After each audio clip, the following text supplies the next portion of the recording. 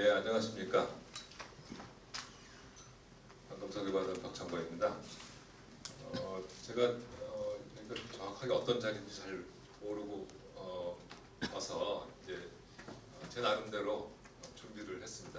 근데 혹시 이제 여기서 다루지 않은 분야나 아니면 짧게 다룬 분야 같으면 나중에 질문을 통해서 좀 내용을 보완을 하면 어떨까 싶습니다. 오늘 제가 이제 계획한 그 강연 내용은 우리 선조께서 남겨놓으신 여러 유산들이 있는데 그 유산 중에 오늘날 이제 과학이라고 부를 수 있는 그런 유산들이 있고요.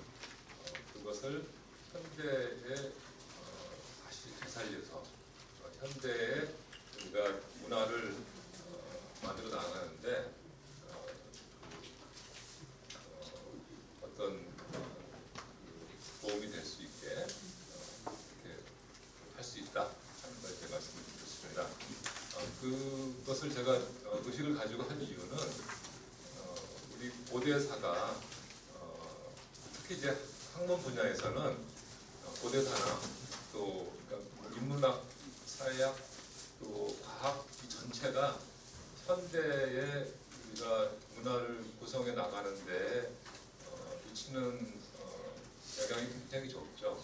특히 이제 과학 분야는 전통과학 분야하고 현대과학은 완전히 단절되어 있습니다.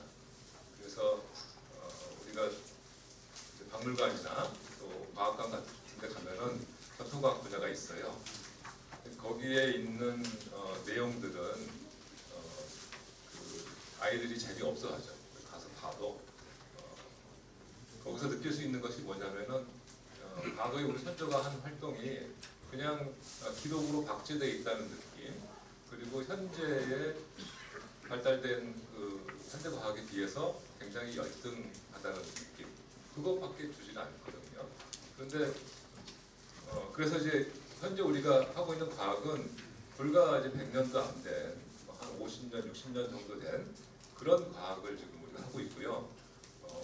적어도 이제 서양에서는 짧게 잡아도 한 400년 정도 근대 현대 과학을 잡을 수가 있는데 그런 그 역사를 지닌 그 과학의 역사를 지닌 분들하고 같이 해보면은 당연히 우리가 모자라게 되겠죠. 이 학문의 저력이 굉장히 부족합니다. 학문을 하는 데는 그 도제적인 성격이 굉장히 강하거든요. 특히 과학에서 그렇고 다른 분야도 아마 그럴 거라고 생각하는데 선생님한테 배우고 그 선생님은 그 전에 선생님한테 배우고, 제가 우주론을 80년대에 이제 유학을 가서 처음 연구를 하는데 그때만 해도 전 세계에 우주론 교과서가 없었습니다. 상상하실 수 있겠어요? 교과서가 없었어요. 우주론이라고 하는 학문을 체계적으로 배울 수 있는 책이 전 세계에 한 권도 없었어요. 그러면 어떻게 이 우주론을 사람들이 공부를 했느냐? 직접 어떤 특정 주제에 어떤 사안이 있으면 그 사안을 연구하는 논문을 찾아서 보고, 또 그 논문이 인용한 논문을 또 보고 하거나, 아니면은 선생님한테 직접 물어보는 거예요. 주변에 우주론을 한 사람이 잔뜩 있기 때문에 가서 물어보면 돼요. 근데 우리나라에서는 그렇게 할 수가 없죠. 물어볼 수도 없었고, 또 그 당시에는 도서관에 가서 학술지를 찾아볼 수도 없고, 그러니까 그게 이제 다 학문적인 이제 저력의 차이인 거거든요. 그래서 우리 그 전통시대의 그 과학이 현대 과학과 단절되어 있다고 하는 사실을 좀 제가 상황을 좀 바꿔서 이 현대 과학이 전통 과학의 그 흐름 위에 연결되도록 하는 작업을 좀 하면은 우리의 과학이 훨씬 더 저력을 가지고 풍부해지지 않을까, 또 경쟁력이 올라가지 않을까 하는 생각을 해서 몇 가지 시범적인 연구만 했습니다. 저는 이제 제가 하는 제가 연구하는 시간에 거의 지금은 이제 거의 99%까지 됐는데요. 99%는 제가 우주론을 연구하는 데 쓰고 약간 이제 꼭 해야 될 때나 또는 꼭 해야만 하고 싶을 때만 이제 좀 과학사 분야의 연구를 합니다. 그래서 이제 제가 그 어떤 한 주제에 대해서 거기서 제기되는 여러 가지 질문들이 다 소진될 때까지 연구를 다 하지 않고 각 주제에 대해서 이렇게 시범적으로 한 가지씩만 쭉 해봤습니다. 제가 지금 있는 기관은 그 고등과학원이라는 기관인데요. 혹시 조금 앞에만 끌 수는 없겠죠? 되게 줄을 조금만 줄일 수 있나요?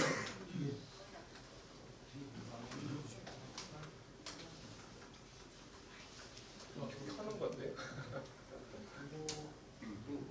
네. 그 분위기가 훨씬 좀 나아지셨죠?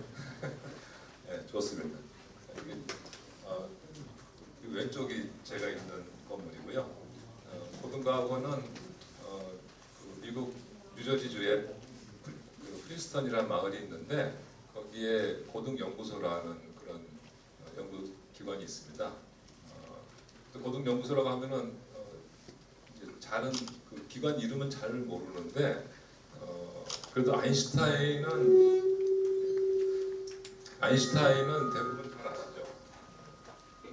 스피커를 너무 올리시면 아인슈타인을 잘 아시죠? 아인슈타인이 30년 동안 연구한 그 연구소입니다. 그래서 우리나라의 이 고등연구소와 같은 그런 연구소를 만든 게 이제 코리아 인스티튜트 포 어드밴스 스터디. 그래서 우리 이제 고등과학원이라고 그러죠. 연구원이라고 하지 않고요. 그래서 제가 서울대에서 이제 고등과학원으로 옮긴 이유는 여기서는 어떤 잡무가 없이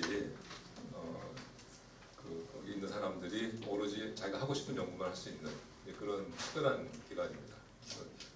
우리나라에서는 정말 여기서 있는 사람들은 저를 포함해서 아주 운이 좋은 사람들인데요. 본인이 하고 싶은 연구 아무거나 하면 되는 그런 연구소에 있습니다.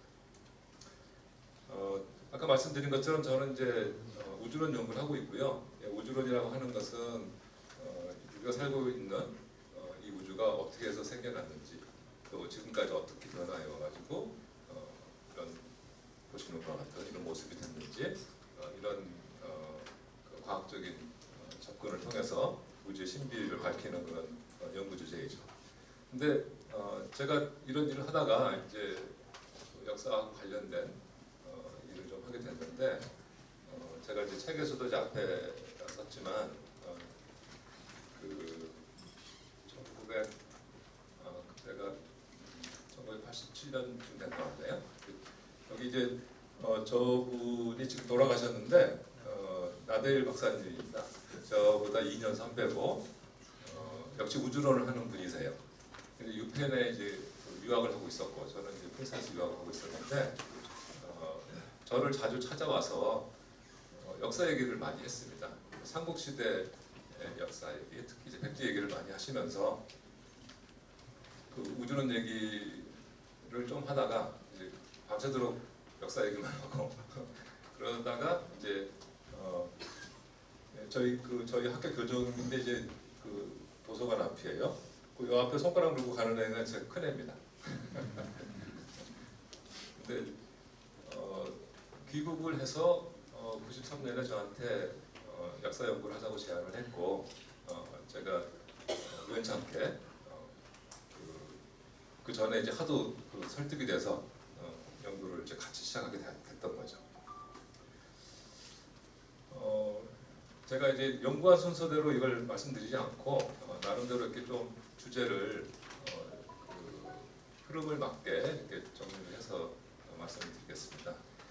제가 이제 첫 번째로 말씀드리고 싶었던 내용은 전통과학의 기원인데요.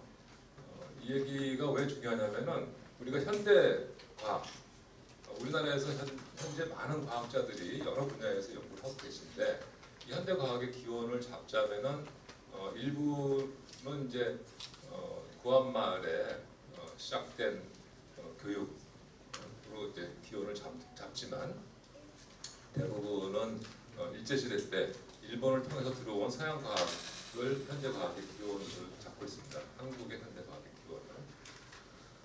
그래서 그 현대 과학이 언제 우리나라에서 시작됐냐 하는 것은 대체로 사람들이 동의를 하고 별로 부인하지 않아요. 근데 질문을 별로 하지 않는 부분이 있는데 그게 전통과학의 기원이거든요. 우리가 뭐 첨성대이기도 하고 또 금속발전이기도 하고 인쇄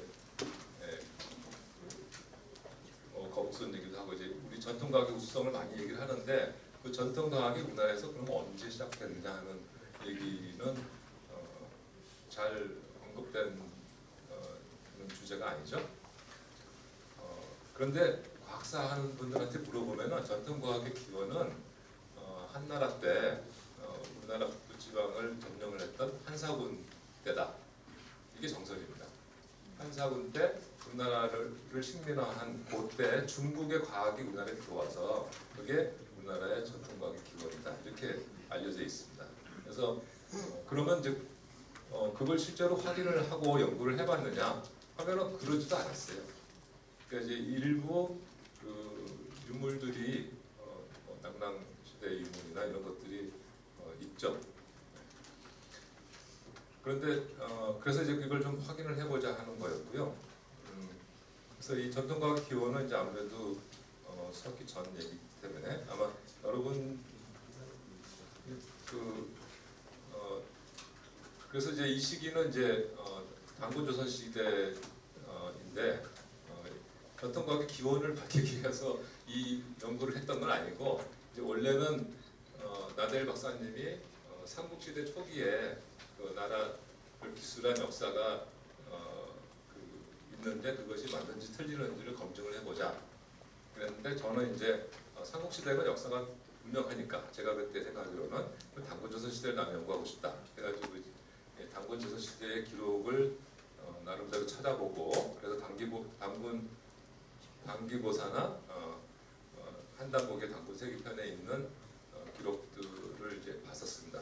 아마 이 부분은 많은 분들이 보셨을 텐데 여러 기록들이 이제 있었지만 그 중에서 그래도 가장 제가 인상적이었던 부분은 오성치루 기록이었고요. 그래서 5개 행성이 하늘에서 모였다는 기록이고 그것을 이제 5행성의 궤도 운동을 계산을 해서 서로 가장 결집한 때가 언젠가를 찾아봤더니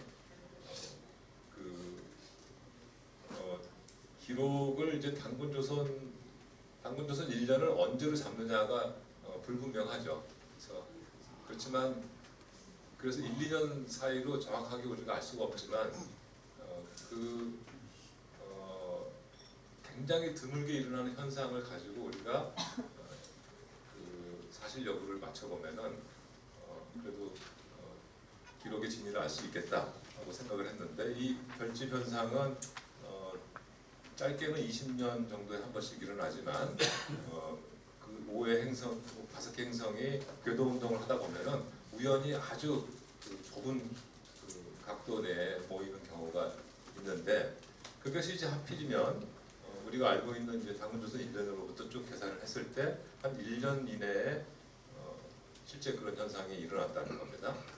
그래서 이건 이제 저한테 굉장히 이제 흥미로운 그런 결과였고요. 이 사진은 이제 제가 만든 거예요. 실제로 이런 건 아니고 인왕산이고요. 그리고 그때 우연히 또 초생딸이 또 같이 있었어요. 그리고 이 별은 크리스마스 카드에 나온 동방 박사가 봤던 별을 스캔해가지고 집어넣은 건데 그래도 위치하고 별의 밝기는 맞춰서 제가 그림을 이제 집어넣습니다. 그래서 오행성이 이렇게 실제로 있었고 당시 분들이 봤을 때 굉장히 인상적이었겠죠. 그래서 아마 기록을 남긴 게 아닌가. 그래서 우연히 남기긴 좀 어렵다 싶었는데 문제는 이제 이 문헌 자료를 가지고 연구를 하니까 문헌의 진위에 대한 시비도 있고 또 기록 자체가 많지 않고 그 다음에 그 당시에 어느 단제 몇 년이라고 하는 것이 서력으로 몇 년이라고 하는 그 편년이 잘 안 돼 있고 여러 가지 그 어려움이 있으니까 그렇지 말고 그러면은 그 당시 사람들이 직접 남긴 유물을 가지고 연구를 해보자 해서 제가 이제 주제를 옮겨본 것이 이 고인돌 연구였습니다. 왜냐하면 이제 고인돌 시대라고 하는 게 우리나라 일반적인 이름으로는 거성문화 시대고요, 또 고조선 당군조선 시대죠. 그래서 고인돌에 이제 제가 관심을 두게 됐는데, 관심을 두고 내용을 보니까 굉장히 놀라운 걸 깨닫게 됐는데, 우리나라에 고인돌이 굉장히 많죠. 다른 나라에도 많을 것 같은데 그렇지 않고, 제가 이제 이 연구를 처음 할 때만 해도 많은 보고서들이 전 세계 고인돌의 70%가 우리나라에 있다 이렇게 돼 있고요. 지금은 아마 한 50% 정도가 우리나라에 있을 겁니다. 왜냐하면은 그 사이에 다른 나라에서 고인돌이 많이 발견된 게 아니라 우리나라에 있는 고인돌이 많이 없어졌어요. 그러니까 그 옛날에는 이제 논이나 고인돌이 주로 논이나 산 기슭에 있는데, 옛날에 소가 논을 갈고 할 때는 고인돌을 피해서 이렇게 다녔는데 지금은 포크레인으로 갈잖아요. 그러니까 걸그적거리니까 타가지고 그냥 파묻어 버리죠. 그렇죠? 그리고 도로 공사할 때도 이제 다 옛날에는 고인돌을 이제 외경시에서 건드리지 않았습니다. 옛날에는. 근데 지금은 이제 고인돌을 많이 파괴하고 또 많이 어느 지역을 이제 숨을 시키거나 이제 그러면 그 지역에 있는 고인돌들을 다 옮겨가지고 한 곳에 모아놓죠. 그러면 돌덩어리 불가거든요. 고인돌 제자리에 있어야 제가 이제 어떤 의미를 갖는 건데, 그 방위에 대한 정보도 잃어버리고, 그리고 걔네들끼리 이제 같이 이렇게 군락을 이루고 있으면서 어떤 그 의미를 갖게 됐는데, 이제 그런 것이 다 없어지는 거죠. 그냥 박물관의 어느 정원의 마당에다 갖다 쫙 갖다 놓으니까 그냥 돌덩어리 불과하게 되는 거예요. 그래서 많이 이제 구들로도 쓰이고 건축 자재로도 많이 쓰입니다. 그래서 지금 많이 파괴돼서 이제 50% 이하로 떨어지는 걸로 알고 있습니다. 하지만 그렇게 많이 파괴된데도 불구하고 워낙 많으니까 아직도 뭐 남한에 적어도 5만 기 정도는 있는 걸로 알고 있습니다. 근데 그 외국에는 이제 그렇게 많지는 않죠. 고인돌에 관련돼서 사실은 굉장히 흥미로운 얘기들이 많은데요. 그리고 왜 고인돌이 전 세계에 이렇게 다 퍼져서 있지 않고 굉장히 그 좁은 그 띠를 이루면서 우리나라에서부터 시작해가지고 영국에까지 쭉 연결돼 있고, 그 다음에 중앙 아메리카에도 있고요. 그래서 전 세계에 이렇게 그 좁은 띠로 연결돼 있는데, 그런 미스테리도 우리가 풀 만한 주제가 되겠죠. 그런데 그러면 이제 이 고인돌을 통해서 우리가 뭘 알아낼 수 있겠습니까? 일단 이게 그 당시 사람들이 남겨놓은 그러니까 고조선 시대에 남겨놓은 실증적 유물이잖아요. 그래서 우리나라에서는 대체로 BC 한 1500년에서부터 AD 2세기까지 크게 잡으면 한 2000년 정도의 기간에 만들어졌다고 그러고요. 북한에서는 그것을 BC 한 3000년까지 잡습니다. 그 다음에 고인돌을 축조하고 거기에 어떤 부장품이나 아니면 시신을 매장하고 하면 또 그 위에 뭘 새기고 하는 그런 행위 자체는 이제 전체적으로 우리가 매장 문화라고 그러는데, 그 매장 문화는 좀처럼 바뀌지 않는 그런 문화이죠. 그래서 이걸 통해서 고대의 그 문화를 우리가 볼 수 있다는 겁니다.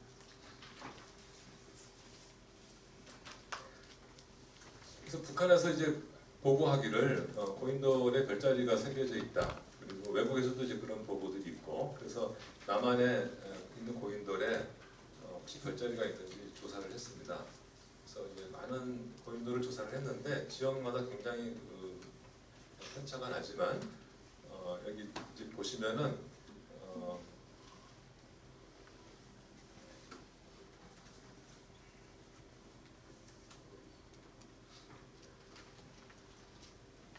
지금 여기 김해 배총에 있는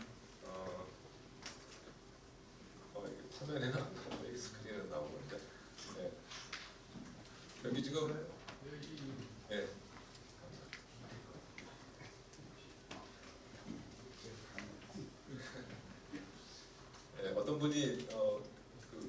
좋은 게 제가 전국을 다 다녀볼 수 없는데 이제 한번 이렇게 매스컴에 나면은 도와주시는 분이 계세요. 그래서 이런 분들 사진 찍었다고 해서 이제 스케치도 해가지고 보내주셨는데 이쪽에 이제 이렇게 북두칠성 모양으로 이렇게 엎어져 있는 모양으로 7개가 있고요.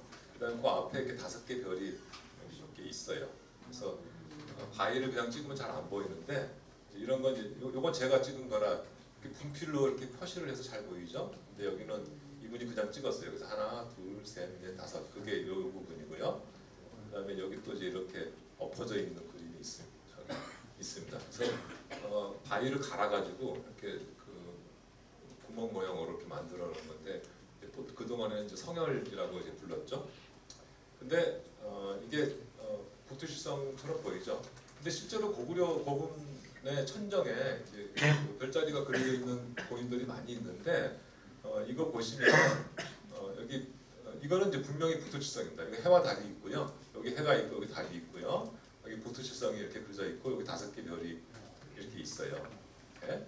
근데 이거랑 굉장히 모티브가 비슷하죠. 네.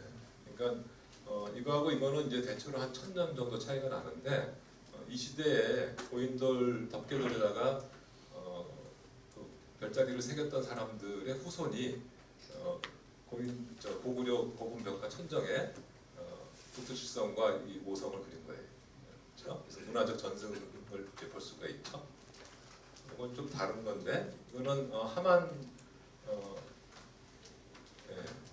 이건 이제 김해고요. 이건 양구에 가서 찍은 건데 어느 초등학교 앞에 있는 그 넘어져 있는 성혈이 선돌입니다. 그래서 이건 이제 숫선돌이고 이건 암선돌인데 양쪽에 다 북두칠성이 이렇게 새겨져 있습니다. 크게. 여기는 북두칠성과 삼성이 이렇게 새겨져 있고요. 그래서 이런 예는 꽤 자주 볼 수 있어요. 그래서 우리나라에 고인돌에 별자리를 새겼던 그런 전통이 있었다. 그리고 한 곳에 이렇게 집중적으로 새기는 이런 별자리들이 있는데 이게 하늘에서 보시면 그 플라이데스 성단이라고 하는 중국 28수로는 묘수고요. 우리나라 별자리 이름으로는 좀생이별이라고 하는 별자리인데요. 이거 역시 고구려 고분벽화에 이렇게 묘수가 그려져 있습니다. 근데 이 고인돌에도 그거 추정되는 그 별자리가 나타나죠. 이 고인돌은 굉장히 인상적인 고인돌인데요. 제가 이 고인돌 찾아서 거의 반나절을 이 함안에 가서 제가 헤매다가 어느 집 마당에서 발견을 했어요. 여기 벽 담입니다. 담. 이 집 담. 여기가 담 끝이고요. 이 집 마당 전체가 고인돌로 꽉 채워져 있습니다. 고인돌에다 그 동네가 고인돌이 하도 많으니까 이걸 치울 수는 없고 그러니까 그냥 고인돌을 끼고 집을 지어서 살아요. 근데 이제 제가 이걸 다 찍으려고 하니까 찍을 수가 없어서 그 집 2층 옥상에 올라가서 내려 찍은 거예요. 그래서 여기 보시면 이쪽에 3개가 있고 여기 6개가 이렇게 북두칠성이나 남두육성 모양으로 있고 여기 집중적으로 파져 있는 게 있죠. 예. 그리고 고구려 고분벽화의 이 약술이고요. 여기 북두칠성이 있고 삼성이 있습니다. 예. 마치 이 남두육성과 삼성 모티브가 비슷하고요. 이건 고구려고 이거는 고려의 권준의 묘의 천정에 있는데요. 죄송합니다. 단상이 이렇게 낮을 줄 몰랐죠. 네, 북두칠성과 삼성이 이렇게 있는 고구려 권준의 묘인데 권준은 조선시대 초에 그 명재상이었던 권근의 큰아버지. 그리고 이것은 조선 말기에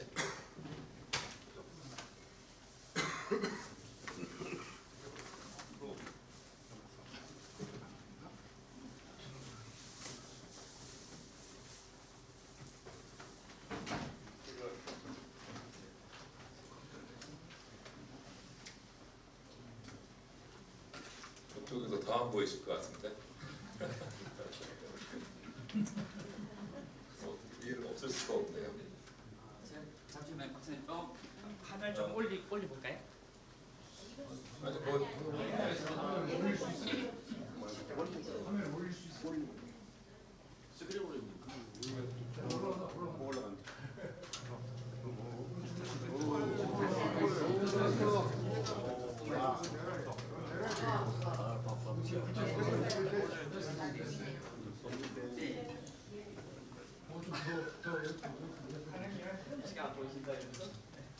박사님 아직 자리 없으신데.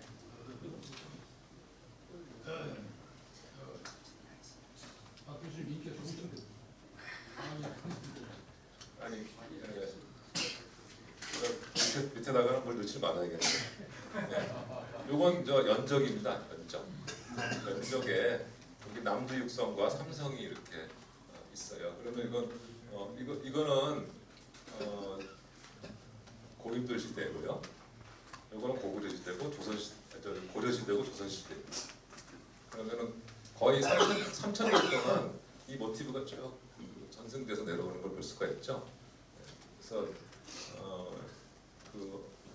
이 고인돌을 축조를 하고 그 위에 성현을 새겼던 분들이 여기서 살다가 그냥 그 문화를 함께 떠나버리거나 사라져버리고 그 후손들은 다른 사람들이냐? 그게 아니라 이 고인돌을 세우던 사람들이 바로 우리라는 것을 알 수가 있죠. 문화적 전승을 보여주고 있으니까요. 그리고 이것은 청원에서 출토된 고인돌 옆에서 출토된 돌판인데요. 돌판에 이상하게 이렇게 조그만 그 새겨놓은 것들이 이게 있습니다. 보면은 실제로 이렇게 갈아서 이렇게 의도적으로 새긴 겁니다. 이쪽은 이제 좀 약간 그 통화가 돼가지고 이쪽은 많이 달아졌고요. 이쪽은 이제 온전하게 남아 있는데 그 모양을 잘 보면 이건 하늘의 실제 별들의 그 위치고요. 요거는 요것을 이제 모사한 건데 그 하늘에 있는 별자리를 뒤집어 놓은 그런 상태가 됩니다. 마치 이제 물에 비친 것 같이. 근데 고구려 고분벽화에 있는 별자리도 하늘에 보이는 모습 그대로 그린 고분벽화가 한 반 정도 되고요. 그것을 반전시켜서 그린 고분이 또 한 반 정도 돼요. 반반. 그러니까 옛날 분들은 그걸 반전을 잘 시켰습니다. 이제 물에 비쳐서 봐서 그런지 왜 반전을 했는지 이제 잘 모르겠지만, 그래서 이것도 그런 반전된 그 모습을 보여주고 있어요. 그래가지고 반전이 됐기 때문에 그 동안에 이게 별자리인 줄 몰랐어요. 하여튼 여기 큰 건 자리가 있고 용 자리가 있고 작은 건 자리가 있고 이렇게 확인을 할 수가 있습니다.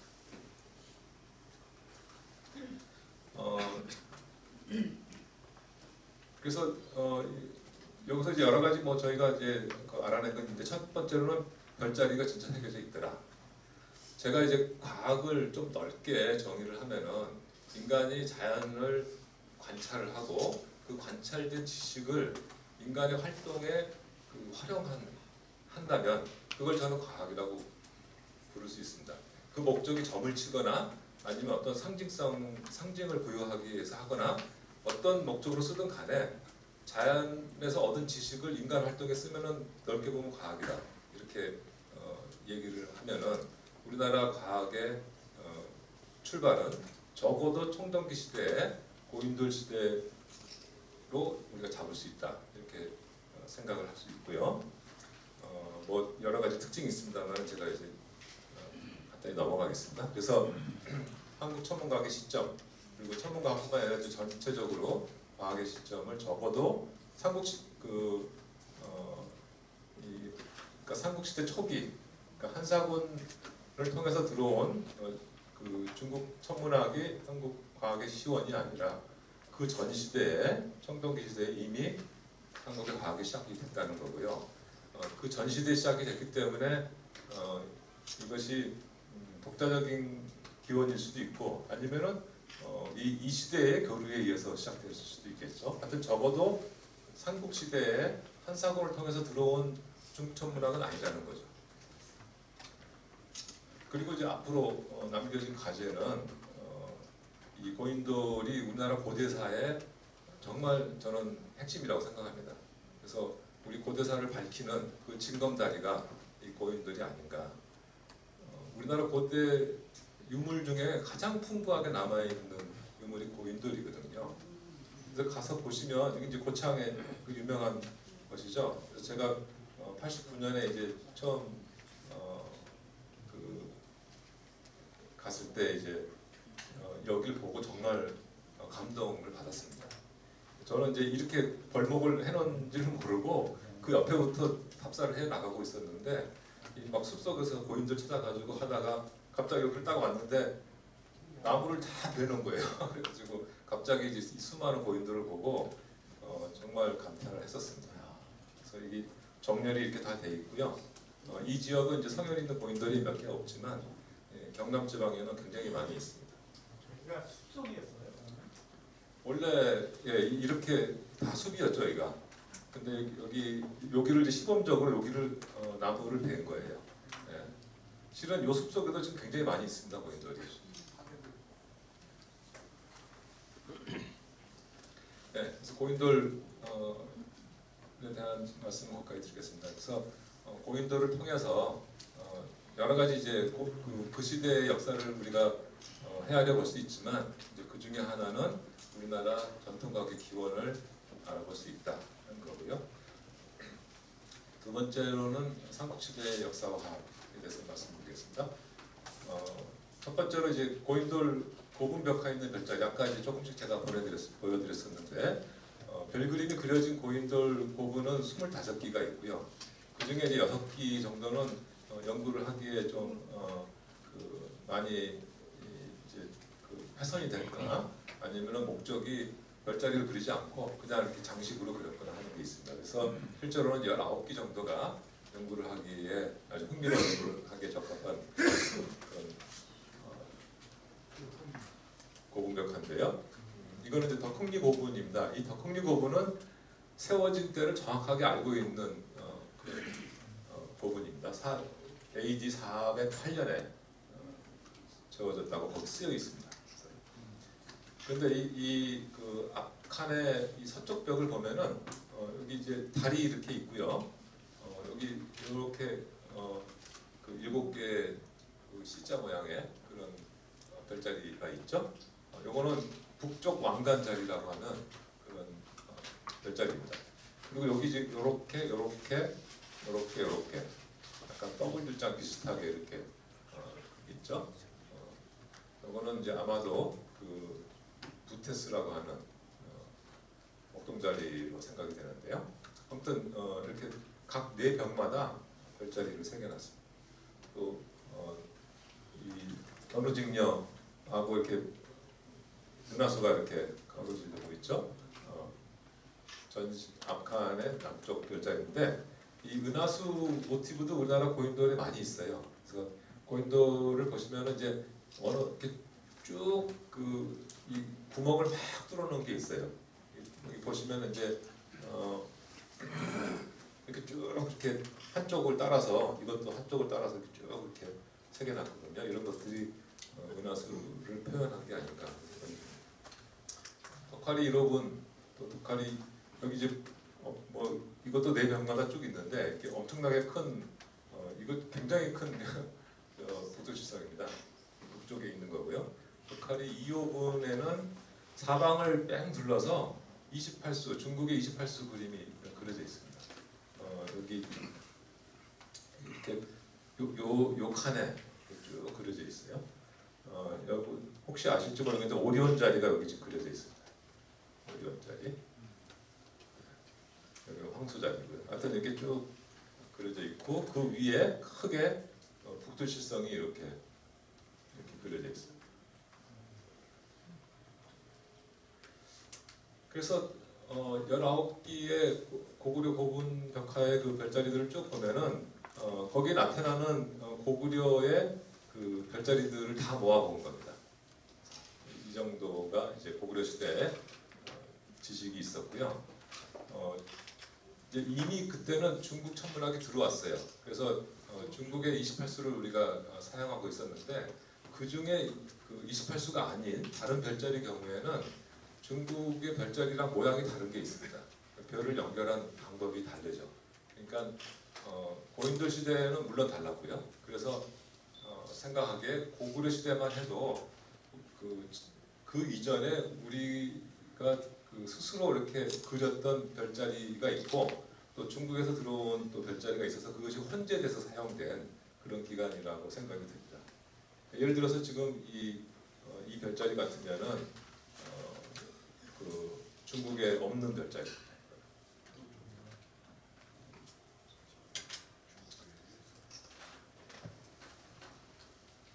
그래서 고구려 시대에 이미 많은 그 천문 지식이 있었고 또 우리 고서를 보면은 이 평양성 밑에 첨성대라고 딱 그 천문대 표시가 돼 있어요. 그러니까 평양에도 천문대가 있었던 거죠. 근데 지금 오늘날 뭐 찾을 수가 없는데 네, 신라에만 첨성대가 있었던 것이 아니라 네, 고구려에도 첨성대가 있어서 천문 관측을 저기서 했던 거죠. 신라에도 이제 별자리들 그러니까 이제 신라는 족석청이잖아요. 그래서 고구려처럼 이제 석각부는 벽이 있으니까 그림을 그려서 이제 천문도가 남아 있는데 이 족석청은 그림 그릴 벽이 없죠. 그래서 불행히도 신라 천문학은 우리가 기록 말고 유물로 남아 있는 거는 이제 별로 없는데 이제 그 중에 그래도 유물로 남아 있는 것 중에 하나입니다. 그래서 이게 무덤의 부장품인데 여기 북두칠성 이 두 부부의 그림이 그려져 있고 해와 달이 있고 북두칠성과 남직성이 이렇게 그려져 있는 걸 보면 알 수가 있죠. 그리고 이제 가장 유명한 것은 우리 첨성대죠. 그 첨성대는 저는 뭐 이 앞에 수없이 많이 가봤고 여러분들도 많이 가보셨을 텐데 저는 이 앞에 서면 항상 너무나 자랑스러운 우리 선조의 그 유산이어서 여기 간 김에 여기 한 30분 정도 있다가 이 앞에 서서 이렇게 보는 사람들한테 꼭 설명을 해줍니다. 이 첨성대가 어떤 상징을 가지고 있는지 대부분 모르고 그냥 보고 가요. 근데 이제 제 기억에도 제가 처음 첨성대를 갔을 때 느낌은 워낙 유명한 데 가서 보면은 너무 작죠. 모양도 이해가 안 되고. 그래서 이제 실망을 하고 집에 갑니다. 그런데 두 번째 와서 보면은 지난번에 조그맣게 생각이 드는데 두 번째 가서 보면 좀 커 보입니다. 세 번째부터는 이제 관심 없어서 안 가죠. 그런데 이 내용을 알면 이제 굉장히 경이로운. 그러니까 이 7세기에 이 동아시아에 있는 천문학 지식이 여기 다 들어가 있습니다. 그래서 이제 보시면 요 기단이 이제 두 층인데요. 지금 한 층은 땅속에 들어가 있어서 안 보이고 있어요. 근데 이 기단석을 이루고 있는 돌이 12개입니다. 그래서 12개 이렇게 기단석을 있고 10이라고 하는 것은 당연히 1년에 12달을 상징하고 있죠. 그리고 여기 이제 그 원통 몸통부가 있고 정자석이 2개가 있는데 원통 몸통부가 27층으로 돼 있어요. 그리고 여기 2개가 2층으로 돼 있죠. 그래서 27층은 달이 별 사이를 이렇게 돌아서 다시 그 위치로 오는데 걸리는 날수입니다. 그리고 29는 잘 아시다시피 29.5인데요. 초생에서 다음 초생이 되는데 걸리는 날수죠. 그래서 그걸 표시한 거라고 생각이 되고 이 27중에 여기 중간에 그 12층이 위에 문이 있어요. 그리고 3층이 있고 다시 12층이 있습니다. 그러니까 이 밑에 12, 이 밑에 위에 12.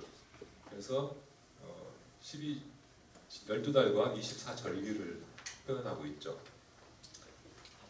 그 다음에 이 첫 번째에서 6층까지의 그 사용된 이 벽돌의 개수를 재보면은 16개 맨 밑에, 그 다음 두 번째는 15개, 세 번째 15개 이렇게 16, 15, 15, 16, 16, 15 이렇게 그 개수가 이렇게 선택이 돼 있어요. 근데 이게 과연 우연일지 모르겠는데 동지에서부터 춘풍까지 24절기의 날수가 딱 이거랑 같습니다. 그래서 1년의 시작을 옛날에는 대부분 이제 동지로 1년의 시작을 잡았고요.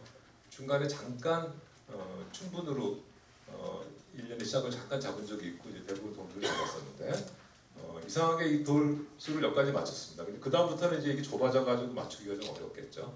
하여튼 몇 가지 그 6층을 맞췄고 그 다음에 여기 이제 빗장석이 이렇게 두 군데가 있어가지고 사람이 사다리를 놓고 이렇게 들어가면은 요 안에서 이렇게 갔다가 이렇게 가서 중간에 구멍을 통해서 위로 올라갑니다. 그런데 요 몸통부를 이루고 있는 돌수를 제가 여기다 숫자를 적어가지고 다 세봤더니 364개예요. 그래서 왜 365개가 아니고 364개인가 하고 생각을 해봤는데 여기 올라간 다음에요. 요 밤에 깜깜한데 관측을 하니까 중간에 구멍이 뚫려 있으면 안 되잖아요. 그래서 그것을 메우는 돌판이 있습니다. 그래서 그 돌판을 딱 메우면 원통부에 있는 돌수가 365개가 돼요. 그래서 1년의 날수를 이렇게 표현을 했다는 거죠.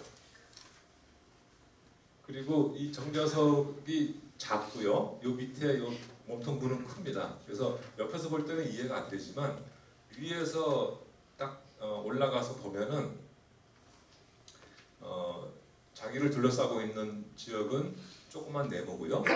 그 다음에 그 바깥에 둥그런 것이 둘러싸고 있는 걸 보게 되죠.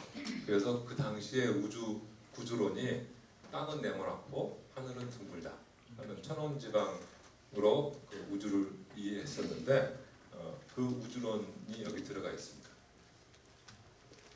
그래서 당시에 천문 지식이 여기 다 들어가 있었어요. 그 다음에 천문 현상 기록 이게 이제 사실 제가 제일 먼저 연구했던 것이 이 부분인데 천문 현상 기록을 연구를 한 이유는 제가 몇 시까지 하면 되죠? 그럼 시간이 지금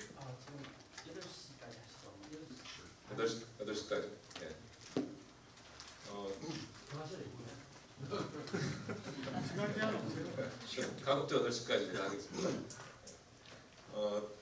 그 나델 박사님이 저한테 이제 요청하신 게 고대의 천문 기록을 사용을 해서 그 당시에 이 천문 기록이 진짜 일어났는지 안 일어났는지를 우리가 검증을 하면 그 당시에 그 역사를 우리가 검증할 수 있지 않겠느냐 하고 제안을 이제 해서 이 연구를 이제 했었죠. 근데 제 경우에는 저는 이제 그 연구는 재미없다고 생각하고 당군조선 시대 연구를 먼저 했고요. 근데 이제 사료가 너무 부족하고 또 사람들이 많이 이제 그 신빙성에 대해서 의문을 갖고 있기 때문에 고인돌 연구를 한 거고 또 삼국시대의 경우는 이제 그 뒤에 연구를 하게 됐습니다. 그래서 사료를 이제 발췌하기 위해서 제가 삼국사하고 한국기구사를 이제 봤더니 천문 관련 기록이 한 240개 정도가 있었어요. 그 외에도 여러 가지 정리의 자연현상 기록이 있었죠. 그래서 저 기록을 가지고 우리가 뭘 연구할 수 있을까 하고 이제 한번 생각을 해볼 수 있을 텐데요. 이제 신라본기하고 백제본기, 고구려본기를 보면은 거기 있는 천문 기록의 개수 분포입니다. 그래서 신라본기에는 앞쪽에 이렇게 많이 있고요. 또 뒤쪽에 이렇게 7세기부터 또 많이 있습니다. 백제는 이렇게 늘어났다가 줄어드는 모양을 하고 있고 고구려는 한 1세기 말에서 2세기에만 주로 좀 있고 나머지는 거의 없습니다. 그래서 그 삼국사기의 그 발문을 보면은 김부식 선생님이 굉장히 한탄을 한 그 말부터 시작되죠. 그래서 삼국의 역사를 다시 쓰려고 했지만 너무나 사료가 부족해서 그 역사를 제대로 쓸 수 없는 것에 대해서 너무 슬프게 생각한다. 이렇게 그 한탄하는 글이 있는데 이제 과연 보면은 이 사료 부족 때문에 많이 빠진 게 아닌가 하는 생각을 하게 되는데요. 이 천문 기록 내용을 보면은 이제 여러 가지 종류의 천문 현상이 기록이 되어 있습니다. 그래서 일식도 이렇게 쭉 있고 한데 그 천문 현상은 우리나라에서만 보는 게 아니죠. 다른 나라에서도 볼 수가 있잖아요. 그래서 이제 중국 기록을 보면은 중국에도 동일한 기록이 있는 그 현상들이 그런 기록들이 있죠. 그래서 예를 들어서 이 삼국사기에 있는 일식 기록이 중국에도 있는가 이렇게 보면은 대부분 중국에 있습니다. 그런데 예를 들어서 행성하고 달이 이렇게 하늘을 다니다가 행성이나 달이나 전부 다 우리 이 지구의 공동 궤도면에 거의 비슷하게 다니거든요. 그래서 어떨 때는 행성이 이제 더 뒤에 있으니까 달이 행성을 이렇게 가리게 됩니다. 그래서 이제 그럴 경우에 예를 들어서 뭐 금성 같은 거 이제 태백 이벌, 또 근처를 스쳐 지나가면 태백 범월 뭐 이런 식으로 표현이 돼 있는데요. 이렇게 행성하고 달하고 만났다는 그런 기록은 대부분 중국 기록이 없는 독자 기록이에요. 그런 것은. 그리고 뭐 금성이 낮에 보였다든지 낮에 나타났다든지 유성이랑 운석이 떨어졌다든지 이런 기록은 거의 중국에 없는 독자 기록이고요. 왜냐하면은 그 당시 분들은 일식을 굉장히 중요하게 생각했던 것 같아요. 그래가지고 일식 경우는 중국 기록에 있어야지만 사서에 남겨놓고 아마 다른 기록은 좀 버린 게 아닌가 하는 생각이 들고 이런 기록은 그냥 내버려둔 것 같습니다. 근데 이제 대표적으로 해성 기록을 보면은 해성이 어디 나타났다. 그런데 해성 기록에서 적나라하게 이제 그 차이가 나는데요. 해성이 나타난 하늘의 위치를 중국 별자리로 표현한 것은 보면은 반드시 중국 사서에 그 해성 기록에 동일한 기록이 있습니다. 그런데 나머지 반은 중국 기록이 없는데 중국 사서에 안 나타나는 해성 관측 기록은 반드시 팔방위로 표시되어 있습니다. 해성이 동북방에 나타났다 이렇게 표시되어 있어요. 제 생각에는 김부식 선생이 이 천문 기록을 이렇게 이제 뽑아가지고 넣다가 중국 사서를 이렇게 보고 중국에 더 정확한 별자리가 딱 표시되어 있는 기록이 있으면은 그 별자리로 표시한 것 같아요. 근데 우리 선조들은 원래 팔방위로 원래는 기록을 했는데 그래서 중국 기록이 없는 것은 그냥 팔방위로 남았고 중국 기록이 있는 것은 별자리 이름이 들어간 것이 아닌가. 그래서 이게 잘 이제 얘기를 해주죠. 여기 한 가지 예인데요. 이건 이제 금성이 달이 금성을 가렸다. 여기 말로는 금성이 달로 들어갔다 이렇게 돼 있는데 실제로 해뜰녘에 이렇게 그 금성하고 달이 만나서 해가 뜰 때쯤 되면 이제 금성이 달 속에 가려진 그런 것을 이제 복원해 볼 수 있습니다. 이게 이제 7세기인데 1400년 전에 실제로 이런 현상이 일어났다는 것을 우리가 알 수가 있죠. 제가 이제 처음에 이 연구를 할 때는 뭐 거의 2100년까지 거슬러 가는 이 기록이 진짜 사실이겠는가 하고 굉장히 좀 옛날 그 고대 천문 기록을 굉장히 제가 과소평가했었어요. 근데 계산을 해보니까 진짜 딱 맞는 거예요. 그래서 아주 경이로웠습니다. 아마 제가 이때 한 연구 중에 이제 굉장히 가치 있는 것 중에 하나가 이제 이건데요. 이거는 태백 주현입니다. 그래서 금성이 낮에 보였다는 거예요. 근데 금성은 밝기가 변합니다. 그래서 지금 우리 지구가 이렇게 제가 지구라고 보고요. 여기 태양이 있습니다. 그런데 이제 금성이 내행성이니까 이제 그 태양 주위를 이렇게 돌고 있죠. 그래서 금성이 저 뒤로 가면은 동그랗고 어두워 보입니다. 근데 이제 앞으로 이렇게 오면 점점 밝아져요. 그러다가 최고로 밝아졌다가 태양하고 지구 사이로 이렇게 금성이 오면은 태양빛을 금성의 뒷면이 받게 되잖아요. 그래서 일시적으로 어두워집니다. 그랬다가 다시 이렇게 지나가면 다시 밝아졌다가 다시 또 천천히 어두워져요. 그러니까 예를 들어서 이게 지금 저 뒤에 있는 상황이에요. 그러다가 점점 밝아졌다가 잠깐 확 어두워지는데 그게 태양하고 지구 사이에 금성이 낀 경우죠. 그러다가 다시 밝아졌다가 다시 천천히 어두워지면서 저 뒤로 이렇게 가는 거죠. 그런데 태백 금성이 낮에 나타났다고 하는 보였다고 하는 그 기록이 언제 있냐면은 바로 금성이 가장 밝아질 때 그때 기록이 나타나요. 이때도 그렇죠? 이때도 그렇죠? 이때도 그렇죠? 그러니까 이게 아무렇게나 이 기록을 조작해가지고 아무 때나 하면은 이게 안 맞을 거 아니에요. 그런데 실제로 그 금성의 밝기 계산을 한 거하고 기록이 있는 거하고 맞는단 말이죠. 그러니까 이것은 실측의 결과인 거죠. 그런데 이 3세기 초 이 시기는 바로 일본 학자들이 백제가 존재하지 않았다고 부정하는 시기입니다. 그래서 이 백제의 초기 역사가 이제 그 왕의 이름들이 반복되는 시기가 이제 있잖아요. 구수왕이 있으면 군구수왕이 있고 이런 식으로 초고왕이 있으면 근초고왕이 있고 이런 식으로. 그래서 이제 앞에 역사를 이제 거짓으로 뒀다고 하는데 그렇지 않다는 사실을 증명할 수가 있는 거죠. 그러니까 적어도 이 기록은 다른 나라 기록이 없으면서 백제 봉기에만 있는데 실제로 일어난 현상이라는 거죠.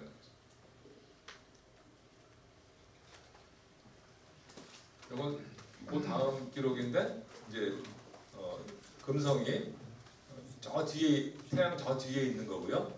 점점 밝아졌다가 이제 태양과 지구 사이에 끼었다가 최대로 밝아졌다가 다시 천천히 어두워지는, 멀어지면서 천천히 어두워지는, 이렇게 금성의 크기도 변하고 밝기도 변합니다. 이렇게.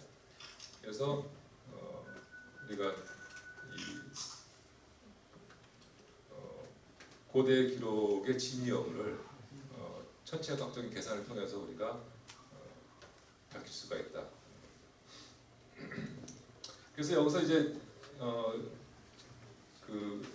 제가 아까 말씀드렸지만 이제 저런 시범을 보여드린 거고, 우리가 고대에 있는 천문 기록은 그 서지학적인 연대 비교나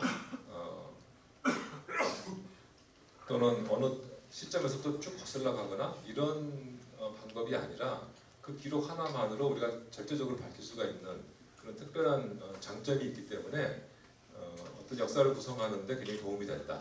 그래서 우리 사서에 자연현상 기록이 많이 있고, 그 자연현상 기록이 현재는 역사를 구성하는데 사용되고 있지 않은데 이런 방법을 통해서 이 역사를 재구성하는데 도움이 되지 않겠는가.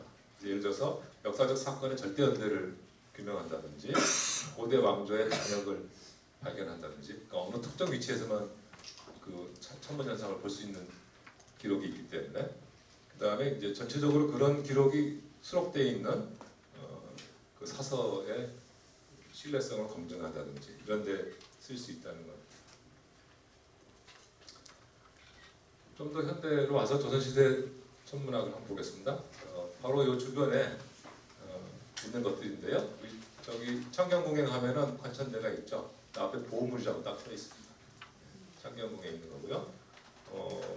바로 옆에 그 현대 사옥 앞에 무슨 굴뚝 같은 게 있죠. 그래서 이것도 세종시대 때 지은 천문대입니다. 천문대. 그래서 이 세종시대는 전 세계에서 그 잠깐이지만 우리나라에서 천문학이 제일 발달됐었어요. 그래서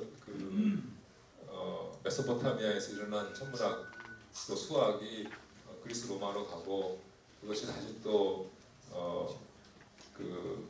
중동 지방에 천문학으로 가고, 그것이 원나라로 오고, 그 원나라께 다시 우리 조선으로 와서 이제 여기서 집대성이 돼서 여러 가지 역서도 만들어지고, 역법도 만들어지고, 천문대도 만들어지고, 관측 기기도 만들어지고, 이때 이제 크게 천문학이 우리나라에 발달을 했죠. 그래서 많은 천문대들이 있고요. 천상열차 분야지도는 이제 꽤 유명해졌습니다. 이걸 제가 이제 서울 정도 600년, 여기 계신 분들은 다 잘 기억하시겠네요. 1993년에 1994년 서울 정도 600년 됐죠.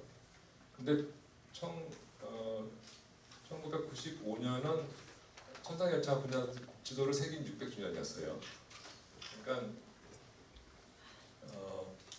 여기 600을 더하면 이제 1995년이잖아요. 그러니까 태조가 개성에서 도읍을 이제 시작한 다음에 그 도읍을 이제 옮기죠. 옮기고 나서 기념 사업으로 다음에 한 일이 이 천문도를 새긴 일입니다. 그래서 지금 궁궐박물관에 가면 이게 있는데 이 천문도를 알고 있는 분이 1995년 이전에는 아마 우리나라에 10분도 안 됐을 거예요.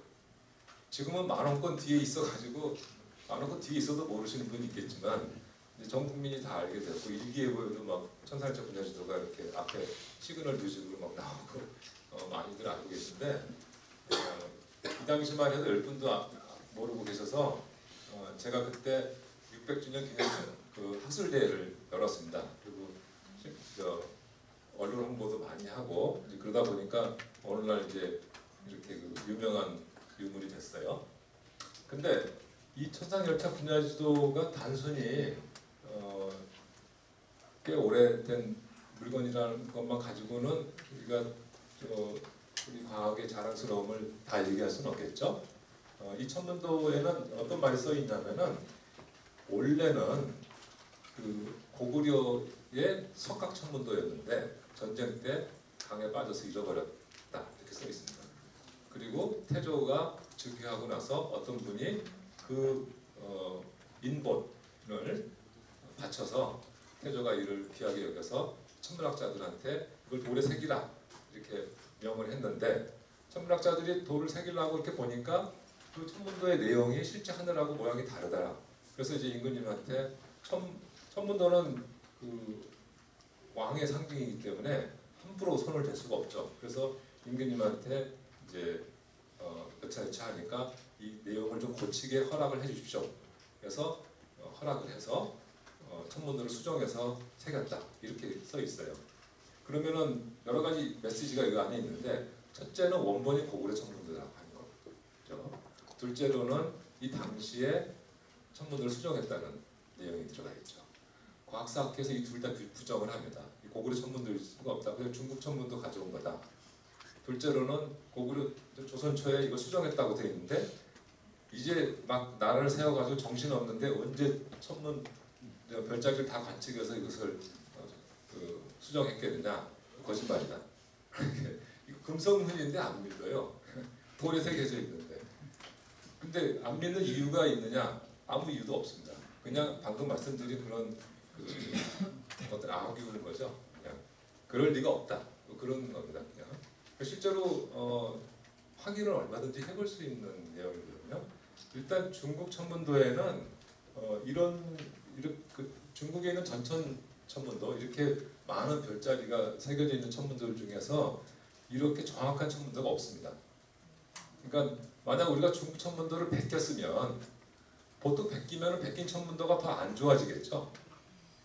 더 좋아질 리가 있어요. 베껴가지고. 근데 중국 천문도보다 훨씬 더 과학적인 내용. 예를 들어서 이 당시에 중국에 한 150년 정도 앞선 천문도가 있어요. 근데 거기 있는 별자리는 이거랑 굉장히 다르고요. 굉장히 그 상징성이 많이 들어갔습니다. 그래서 정형화되어 있는 별자들이 많이 있고요. 실제 모양하고 좀 많이 다르고. 두 번째로는 모든 별의 크기가 똑같이 그렸어요. 여기 사실 좀 이따 제가 말씀드리겠지만 여기는 별의 밝기를 구별해서 새겼습니다. 예를 들어서 28수 중에 첫 번째 별자리가 각수인데요. 여기 보시면은 이거는 이제 중국의 중국의 별자리를 쭉 설명해 놓은 책이에요. 근데 지금 요 각수가 여기 있거든요. 좌각 여기 이렇게 있죠. 요 밑에 있는 별자리가 1등성입니다. 위에 있는 게 3등성이고요. 실제로 새겨진 걸 보시면은 1등성은 크게 새겼고 3등성은 아주 작게 새겼죠. 그렇죠? 그리고 요거 4등성, 5등성이 있어요. 이게 4등성, 5등성 이렇게 있는데 4등성은 또 훨씬 더 작게 그렸죠. 5등성은 뭐 거의 안 보일 정도로 작게 봤죠. 근데 이 프린트한 이 책을 보시면은 별 차이가 없잖아요. 그렇죠? 그러면은 이 책을 베껴가지고 이렇게 나올 수가 없는 거죠.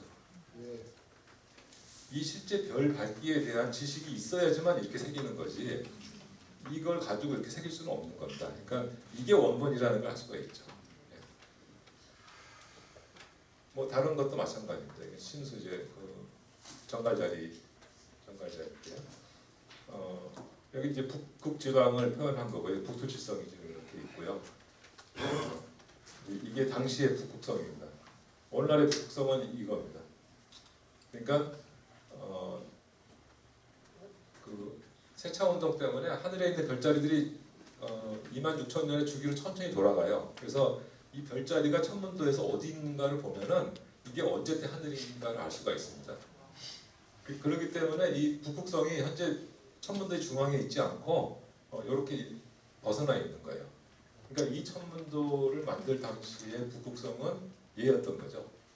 그래서 이제 이런 것을 계산을 해보면은 이 천문도가 언제 만들어졌는지 알 수가 있는데요. 이제 결론은 이겁니다. 이 북극 근처는 조선 초의 하늘의 모습이고요. 이 북극 근처 바깥에 있는 나머지 별자리는 약 2000년 정도의 별자리 모습입니다. 그러니까 두 가지가 동시에 증명이 되는데 이 바깥에 있는 것이 원도인 거죠. 2000년 전, 그러니까 고구려 초기의 하늘의 모습을 보여주고 있습니다. 왜냐? 이게 원래 고구려 천문도니까. 그런데 중앙 부분은 이상하게 바깥하고 달라요. 이 부분은 조선 초기의 하늘의 모습이에요. 왜냐? 그때 임금님의 허락을 받고 천문관들이 천문도를 수정을 했거든요. 근데 이분들이 어디를 수정했느냐? 바로 북극 근처 여기를 수정한 겁니다. 그러니까 그 천문도 밑에 있는 설명이 다 증명이 되는 거죠.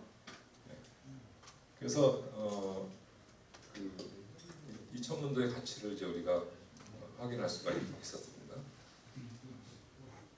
이 천상인차 분야들은 조선시대 내내 그 사대부의 가장 교양 필수로 알아야 되는, 또 집에서 반드시 보관을 해야 되는 가장 중요한 지식의 근원이었습니다. 그래서 이렇게 많은 필사본들이 아까 보신 거는 이건 탁본이고요. 탁본을 가지고 있는 분은 몇 분 안 됐고 대부분은 이제 그 탁본 한번 봅시다 해가지고 그려가지고 집에 가보로 좀 갖고 계신 분들도 있습니다. 이게. 근데 지금은 이제 대부분 이제 이렇게 대학교에서 가지고 있죠.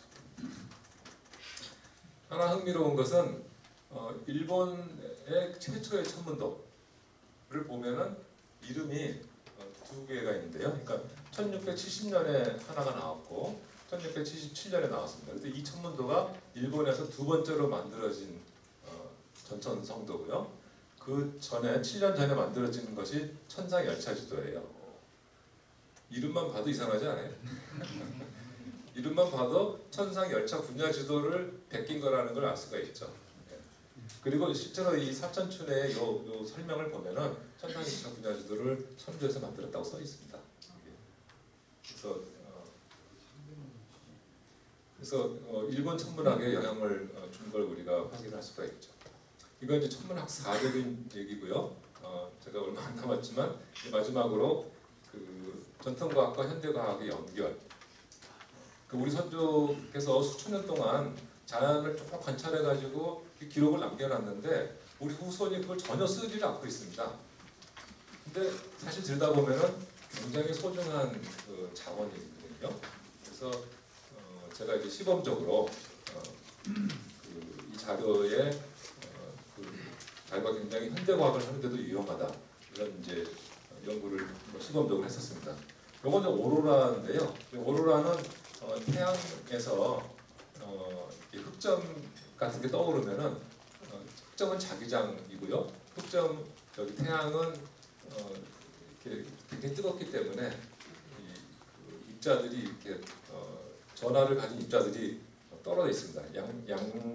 양의 전하를 가진 놈, 음의 전하를 가진 놈들이 이렇게 가스를 이루고 있어요. 그런데 자기장이 떠오르면은 그 자기장을 따라서 이것이 태양 바깥으로 그 폭발 현상과 함께 빠져나올 수가 있습니다.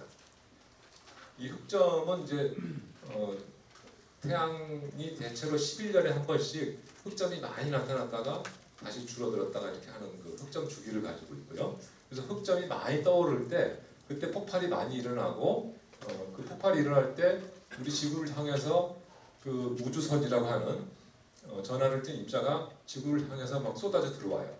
그러면은 우리 대기를 따라서 들어오면서 대기에 있는 입자하고 태양에서 온 입자가 부딪히면서 빛을 내는 게 그게 바로 오로라예요. 그러니까 오로라가 많이 생기려면 태양에서 그 입자가 많이 날아와야 되고 입자가 많이 날아오려면 흑점이 많이 떠올라야 됩니다. 그렇게 이제 많이 쏟아지는 현상을 우리가 자기 폭풍이라고 부르죠. 그런데 제가 이제 고려사만 집중적으로 연구를 해봤는데요. 고려사를 보면 태양 흑점에 대한 기록, 또 오로라에 대한 기록이 있습니다. 그래서 태양 흑점은 흑자라고 써 있고요. 오로라 기록은 적기라고 써 있습니다. 근데 적기가 오로라인지 사람들이 의심은 하지만 확신할 수는 없었어요. 여기 막대기는 기록입니다. 기록. 근데 이제 그 막대기 길이를 제가 달리했던 것은 그 기록의 내용을 보면 차별을 둬서 기록을 했어요. 그러니까 예를 들어서 오로라 같은 거 보면은 북쪽에 적기가 있었다. 이렇게 그냥 평범하게 쓴 기록이 있고, 어떤 기록은 북쪽에 적기가 있었는데 불같이 밝았다. 또는 하늘에 닿았다. 또는 온 세상이 밝아졌다. 뭐 이렇게 그 강도를 달리해서 적었습니다. 그래서 제가 이제 이 막대기 길이를 이렇게 이제 구별을 이제 했는데요. 이걸 보시면은 아무것도 알 수가 없습니다. 그냥 보시면. 근데 이제 저희 과학자들은 여기에서 주기를 찾는 법을 알고 있어요. 그래서 이것을 이 안에 어떤 주기가 있는가.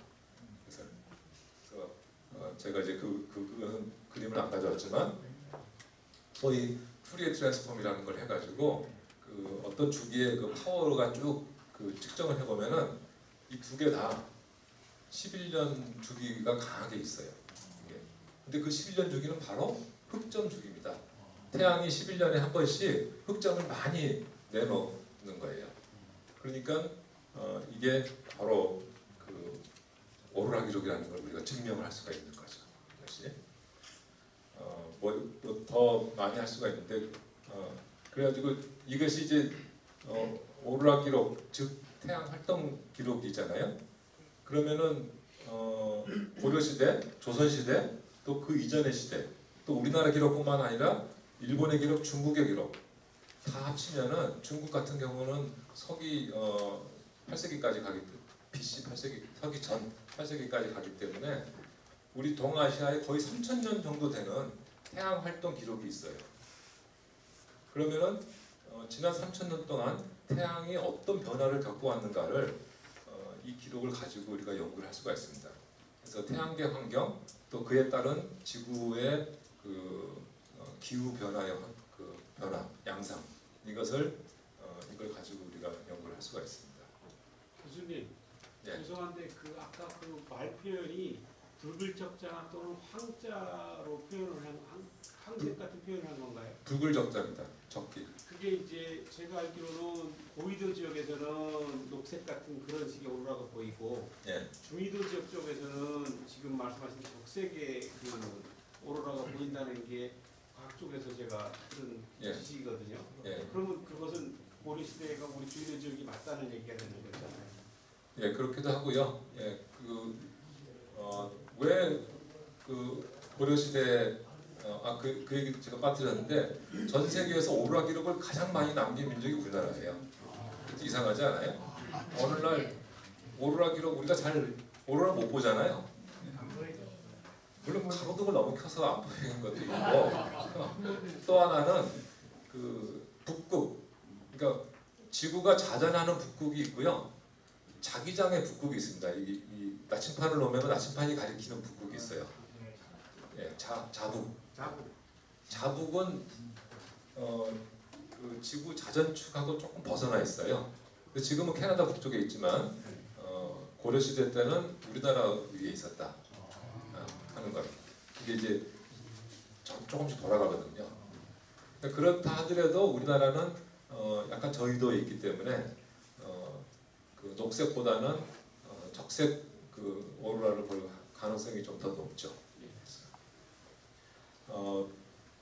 아무튼 여기서 이제 할 수 있는 얘기가 많이 있는데 이제 요는 뭐냐면은 우리 선조들이 이제 이런 목적으로 관측을 한 건 아니지만 이런 자료가 많이 있고 또 우리 선조뿐만 아니라 우리 주변에 그 중국과 일본 기록을 다 합치면은 정말 그 현대 과학을 하는데 굉장히 중요한 자산이 된다는 겁니다.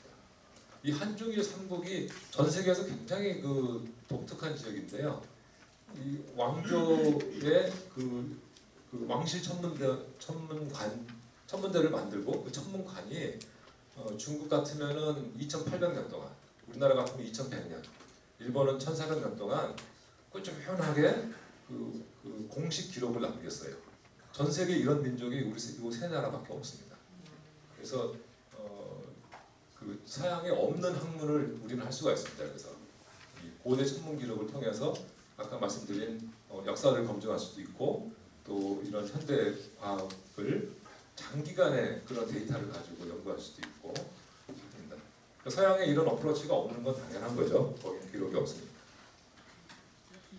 여러분들이 많이 그 헨리의 성을 많이 들어보셨을 텐데 헨리가 헨리의 성을 본 거는 아마 이거던가. 예. 아무튼 그 헨리의 성을 보고 또 그 다음에 올 것을 예측하고 하는 것보다 훨씬 전에 우리나라는 헨리의 성을 계속 관측하고 있었죠. 그래서 이게 이제 고려 시대 때 헨리의 성 관측 기록인데 헨리의 성을 단 한 번도 안 놓치고 다 기록했습니다. 여기 989년부터 쭉 이렇게 기록이 돼 있죠. 조선 말까지. 예, 그러니까 평균적으로 이제 76년 주기입니다. 여기 예를 이제 하나 들어보는데요. 이게 제가 굉장히 좋아하는 책인데요. 연세대학교 박물관에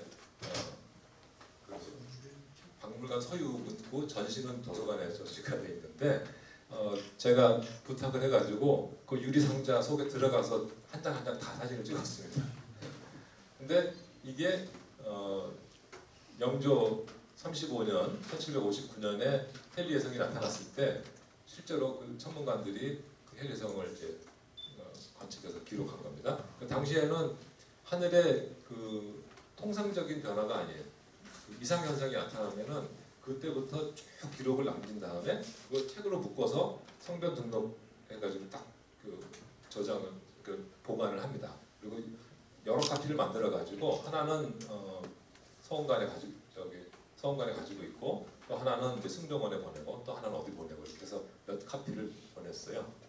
그래서 이제 보시면은 이제 한자 쭉 다 읽으실 수 있죠. 네. 저도 이제 잘 모르겠는데 이게 금 3월 11일 신묘일에 밤 5경에 이거 이제 별자리 이름이다. 이 별자리 이름에 그 뒤에 혜성이 나타났다. 그 허수도내 이거 허수는 28수 중에 하나이기 때문에 중요한 별자리니까 허수의 도내에 나타났고 요 별자리의 위에 있다. 그리고 거극 116도. 그러니까 북극에서부터 116도 거리에 있고 그 다음에 성체, 성생 이 어쩌고 뭐 이렇게 꼬리는 뭐 1척에 5천이다 뭐 이렇게 있고요. 이게 3월 11일이잖아요.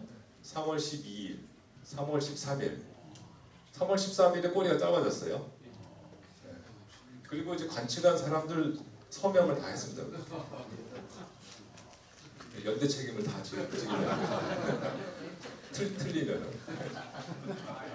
왜냐면은 이 서원관에 천문관이 관측을 못했는데 지방에서 누가 관측했다고 올라오잖아요. 이 사람들은 완전히 이제 큰일 나는 거예요. 그래서 기록을 다 이런 기록이 구한말에 창고에 산더미 같이 있었다 그래요.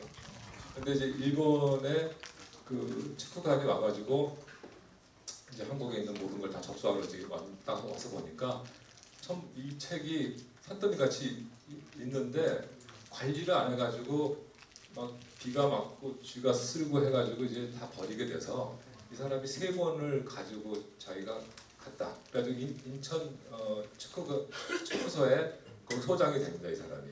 그래가지고 이 사람이 논문을 썼습니다. 이 사람이 가져간 3권 말고는 나머지 그 산더미 같이 있는 건 다 없어졌어요. 만약 그게 남아 있었더라면 정말 세계 천문학사에 정말 중요한 자료가 됐을 텐데 너무나 안타까운 일이죠. 그리고 이분이 이제 세 개의 그 기록을 가지고 논문을 썼는데 그 논문에 이제 그 복사를 해가지고 거기 이제 기록이 이제 사진도 있고요. 이런 사진이 있고 그런데 그 3개 중에 그 3개가 이제 다 논문만 남아 있고 이제 없어졌어요. 원본이. 그랬다가 해방이 된 지 한참 뒤에 손보기 선생님이 지방에 어딜 갔다가 뉴욕하에서 이제 고소를 파는 사람한테 책을 2권을 샀는데 그게 인천의 그 소장이 갖고 나간 3권 중에 2권을 샀습니다. 이거. 그래서 한 분은 완전히 없어졌고 이제 2부를 남아가지고 그 2부가 연세대학교 도서관에 지금 전시되어 있는 거예요. 그것을 제가 들어가서 찍은 거예요. 여러분이 오늘 보고 계시고 얼마나 간신히 살아남은 여기 보물 같은 자료인데 그 전에 있던 많은 걸 생각하면 정말 안타까운 일이죠. 그래서 이렇게 그 조선시대 때는 우리 기록을 남기기 위해서 정말 선조들이 치열하게 노력을 한 걸 알 수가 있습니다. 시간이 많이 갔으니까 제가 유서 문서하고 신성 기록 생략을 하겠습니다. 이건 초신성 기록인데요. 선조실록이 초신성 기록. 이건 뭐 그림 있으니까 제가 하나 그냥 설명을 해드릴까요?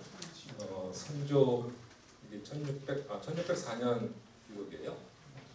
유명한 그 케플러 초신성이라는 기록인데요. 여기 천강이라고 하는 별자리 위, 그다음에 천시 동원이라고 하는 이 별자리 밑에서 그 초신성이 터졌다는 기록이 이제 나옵니다. 그런데 이게 그 케플러 초신성으로 알려져 있어요. 이 초신성은 한번 터지면 이제 쫙 밝아졌다가 이렇게 며칠 쭉 밝아졌다가 다시 쭉 어두워진다. 천천히 어두워지는데요. 그 밝기 변화를 본 거예요. 그래서 한 300일 동안 밝기 변화를 이렇게 전 세계 여러 사람들이 관측을 했는데 이 빨간색 더하기가 유럽에서 관측한 거예요. 그리고 그 파란색 동그라미가 조선의 관상감에서 우리나라에서 관측을 한 겁니다. 그래서 최초로 관측한 사람은 이태리에서 먼저 관측을 했어요.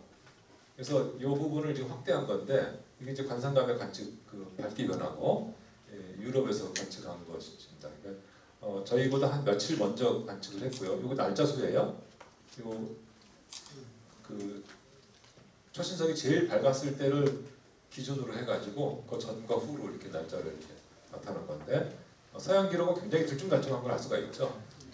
근데 우리 기록은 이제 굉장히 이렇게 부드럽게 굉장히 정확한 관측을 했다는 걸 알 수가 있습니다. 다만 이제 최초 관측은 이태리였고 그 다음에 조금 몇 나라들이 이렇게 왔다 갔다 이렇게 합니다. 케플러는 여기서부터 케플러예요, 이게. 근데 그러니까 서양 유럽에서도 케플러가 먼저 관측한 게 아니고 다른 나라에서 체코나 이런 데서 관측을 먼저 했는데 이게 이름이 이렇게 됐죠. 근데 우리나라 기록이 103개가 있고요. 유럽 기록이 27개가 있어요. 그러니까 대부분 우리나라 기록이죠. 그래서 이건 케플러 초신성이 아니라 관상감 초신성이라고 불러야 되는데 그리고 이제 이렇게 광도 곡선이라고 부르는데 광도 곡선이 잘 나와 있어서 이게 이제 오늘날 초신성이 여러 유형이 있습니다. 초신성이 터지는 그 원인에 따라서 별이 진화를 하다가 마지막에 중앙이 무너져서 터지는 그런 초신성이 있고 옆에 있는 별이 물질을 계속 공급하다가 이게 그 물질이 이제 어느 임계점을 넘어가게 되면은 이 별이 무너져 내리면서 터지는 초신성이 있고 이제 2가지가 있는데 이제 그런 이 광도 곡선을 보면서 우리가 이제 이 초신성이 어떤 초신성이고 그 다음에 1604년에 터진 걸 정확하게 알잖아요. 그래서 이 초신성의 그 변화를 우리가 보면서 이 초신성 그 원리를 우리가 이해하는 데 큰 도움이 됩니다. 네, 마지막으로 제가 정리를 하면은 우리나라의 그 고인돌에서부터 시작되는 여러 그 천문 기록 또 천문 유물 유적 이런 것들이 많이 있고 이것이 다양한 분야의 역사뿐만 아니라 여러분들 이제 역사에 관심이 많이 있으신데 역사뿐만 아니라 다양한 분야에 이제 활용될 수 있다는 거고요. 특히 제가 이제 의식적으로 이제 이 부분을 한 이유는 현대 과학의 포텐셜을 높이기 위해서 우리가 전통 과학의 흐름 위에 현대 과학을 실어야 된다. 그래야 우리가 우리의 능력이 훨씬 더 배가 될 수가 있다 하는 거고 그런 그 목적을 가지고 전통과학도 봐야지 이것이 박제화되고 죽은 열등하고 소용없는 그런 것이 아니라 현재의 우리 활동에 직접적으로 연결되어 있는 그런 살아있는 유산이라고 하는 것을 우리가 깨달을 수가 있다는 거죠. 그래서 우리 문화의 개성과 창의성을 이 연결을 통해서 우리가 확보할 수가 있다는 겁니다. 물론 이제 역사 연구의 새로운 방법론으로서도 중요할 것 같고요. 현대 과학의 데이터도 활용될 수 있는 측면은 많이 있습니다. 그래서 제가 이제 굉장히 오랜만에 이번 학기에 강의를 고등과학을 강의를 할 필요가 없는데 이제 제가 강의를 하나 맡았습니다. 근데 우주론 강의를 하는 게 아니라 고천문학 강의를 하게 됐어요. 이번 학기에. 그래서 바로 이제 이런 내용으로 우리 학생들을 가르치고 그 중에 한두 명이라도 제가 정년 퇴임하기 전에 이 분야의 후진을 양성을 하고 싶은 생각으로 지금 강의를 하고 있습니다. 제가 드리고 싶은 말씀은 여기까지입니다. 감사합니다.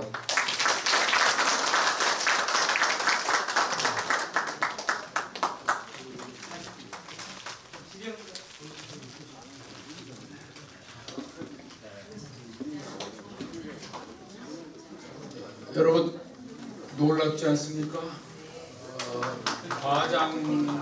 과장하시지 않고 역시 천체 물리학자답게 아주 치밀하고 객관적으로 열심히 하신 모습이 대단히 인상적이었습니다. 제가 잠깐만 시간이 조금 있을까요? 저기 박창흠 교수님 우선 이제 궁금한 게 지금까지 연구하신 걸로 봐서 우리 한민족의 천문학 전통 과학이 아까 세계 뭐 두고 보셨네요. 가장 창의적이고 앞섰고 훌륭하다 이렇게 말씀하실 수 있나요?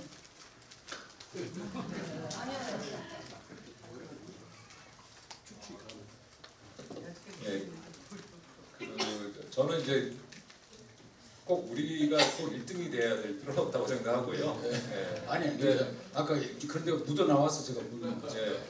근데 특별한 거는 분명한 것 같아요. 아까 말씀드린 대로 전 세계 수많은 민족들이 있고 한데 이 한중일 삼국이 이렇게 2000년이 넘는 기간 동안에 자연상을 공식 기록을 남겨왔다고 하는 것이 왜 여기만 그렇기 때문에 다른 데도 충분히 할 수 있었는데 못한 거죠. 여기만 할 수 있었던 거고 그 외에도 제가 이제 천문학 얘기만 했지만 우리가 얘기할 수 있는 이제 그 과학 분야에서도 우리가 최초로 한 것들이 많잖아요. 그런 것들을 보면은 뭐 뒤진 건 아닌 것 같습니다. 아까 그 이제 중국, 일본, 우리 이제 한국을 말씀하셨는데 우리 지금 고대사 연구를 해보면 우리 한민족이 중국의 지배, 일본의 지배 세력으로 넘어간 것이 다 나와요. 그리고 우리가 천손족이고 그리고 이제 태오버키 황제가 음양 이진법 8궤 이런 것을 쭉 해온 걸 보면은 중국이나 일본의 천문학이 결국 우리 한민족의 천문학이 아닌가. 그래서 아까 이제 중국에서 자꾸 내려왔다 그러시는데 이제 박 교수님도 앞으로 그런 쪽으로 조금 연구를 또 해봐 주셨으면 좋겠고 그 다음에 이제 제가 또 하나 지금 죄송합니다. 그 관찰 장비 아까 고인돌을 육안으로 했을 것 같은데 그 다음에 쭉 이렇게 연도별로 내려오면서 장비의 발전을 어떻게 보십니까? 장비, 관찰 장비. 천체 위치 측정 장비는 고대 이제 나무나 아니면 청동으로 주로 만들었는데 불행히도 조선시대 이전에 그 우리나라의 유물로 남아있는 관측 장비는 관측 측정 장비는 없습니다.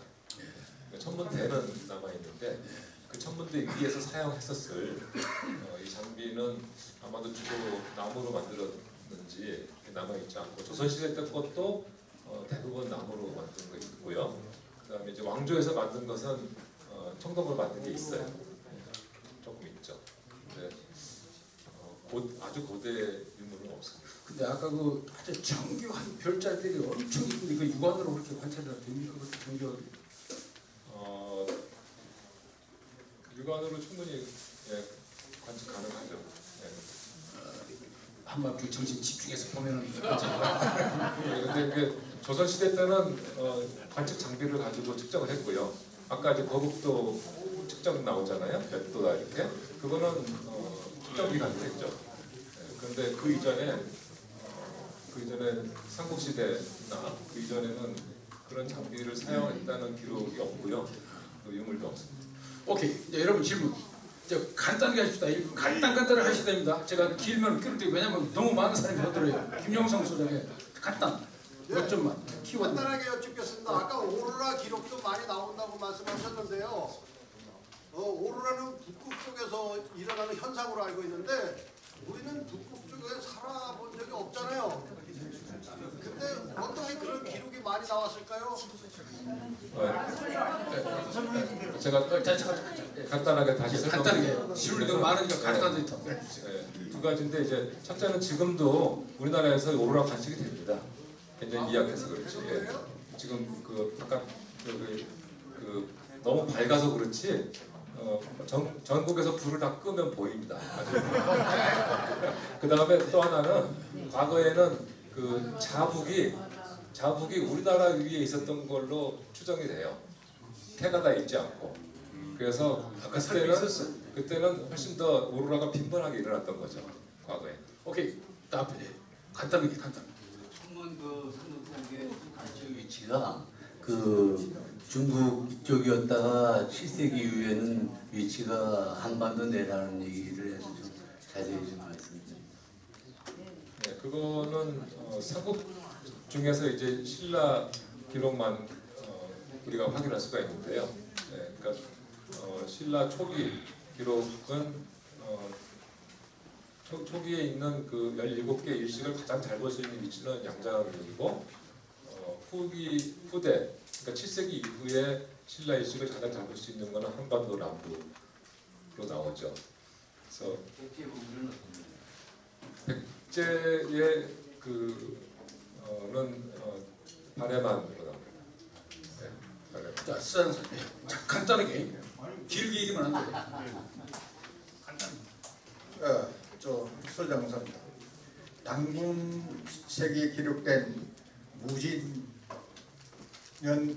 오승치루 그러니까 BCE 1733년에 34년인데 그 오승치루 현상이 한 600년 차이로 일어난다고. 네.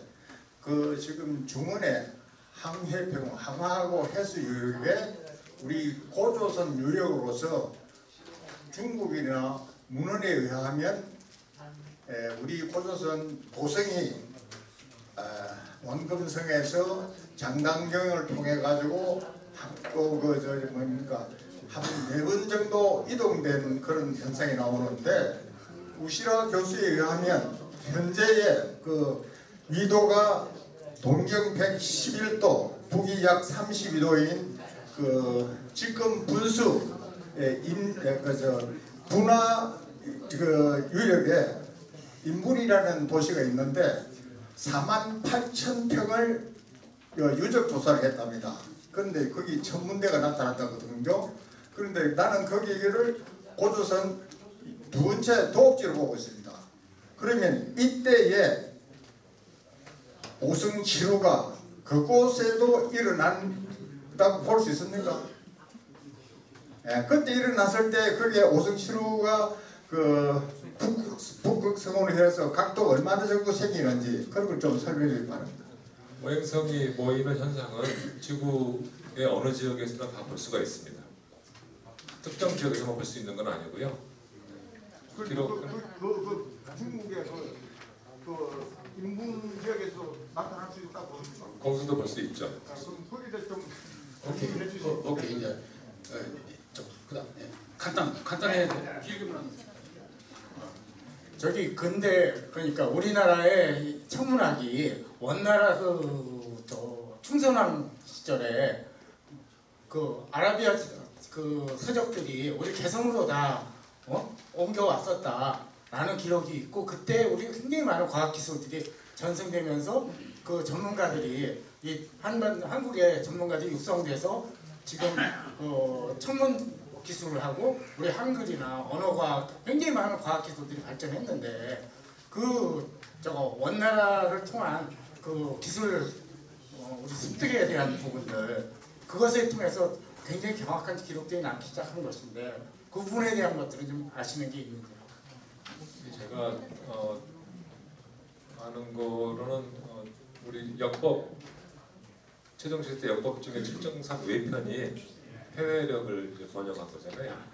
예. 그래서 그리고 또 천상일차 분야지도를 만든 그 사람 중에 한 명을 보면은 이제 그 설경순가 아마 그분이 그쪽에서 오신 분으로 추정이 되고 그래서 교류가 있고 그 도움을 받은 거는 분명히 있는 것 같습니다. 오케이. 저 뒤에 제일 뒤에 흰머리. 예. 수원대는 정대웅이라고 예. 너무 좋은 강의 많이 듣고 많은 분들이 예. 간단하게 질문만 키워드 가지고.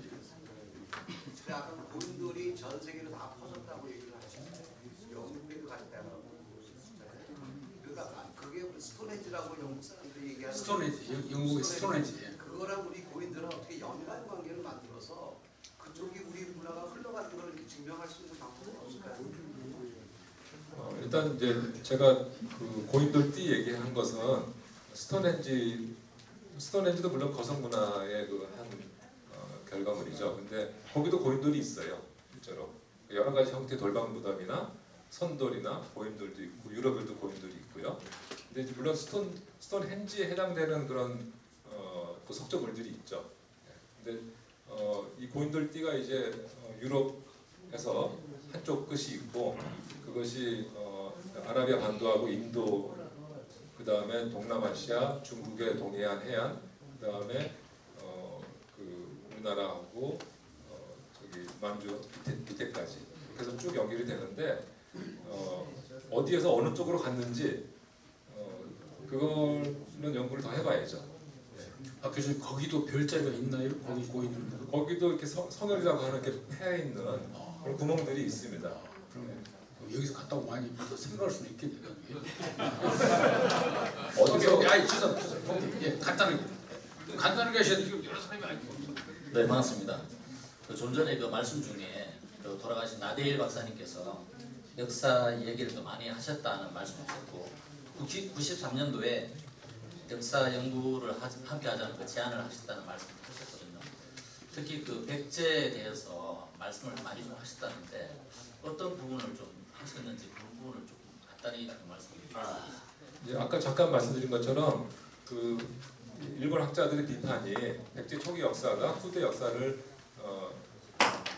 그 삽입한 거다. 그래서 이제 후대에 이제 그 근자가 붙은 왕들이 있잖아요.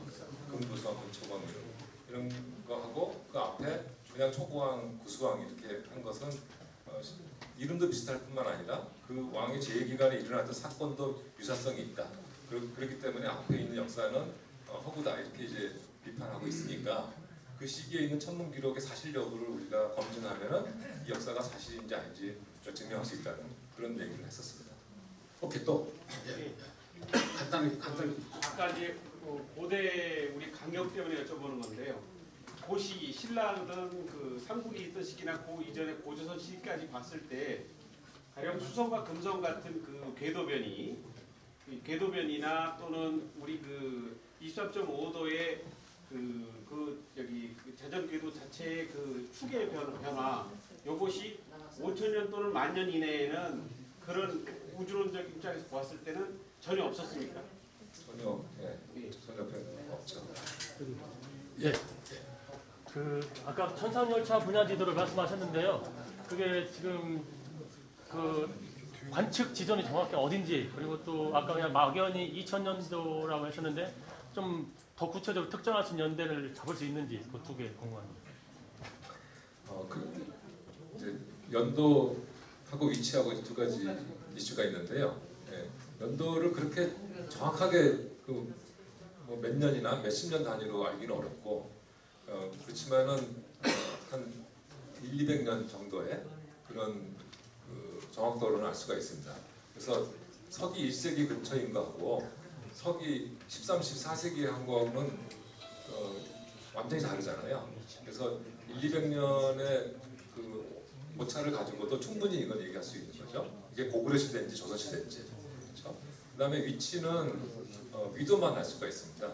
그래서 아까 천문도를 보시면은 그 안에 이제 여러 가지 그 좌표선이 그어져 있는데요. 그 좌표선 중에 위도에 대한 정보를 가지고 있는 내용이 있어요. 여기 보시면 이제 이 금은 지지 않는 그 별의 한계입니다. 이거는 북극을 이렇게 땅에서 돌아도 지지 않는 거예요. 근데 만약 우리가 북극에서 살면은 지지 않는 그 별이 어디까지냐면 적도까지입니다. 적도까지. 적도 밑에 있는 건 못 보지만 적도까지는 모든 별이 옆으로 돌기 때문에 다 볼 수가 있죠. 근데 만약 우리가 적도에 살면은 전 하늘에 있는 별을 다 볼 수가 있죠. 그리고 모든 별들이 뜨거워집니다. 그래서 적도에서는 이것이 없어지고 모든 별들이 출몰성이 되고요. 북극에서는 모든 별들이 항상 보이게 되고, 그래서 요 위치 또 이 적도의 위치 또 출몰성의 남방한계 요 세 원을 보면은 그 관측자의 위도를 알 수가 있는데 이것을 보면은 관측자의 위도는 약 위도 39도 정도로 나와요. 평양의 위도. 그 다음에 이걸 가지고 보면은 그 우리나라 남쪽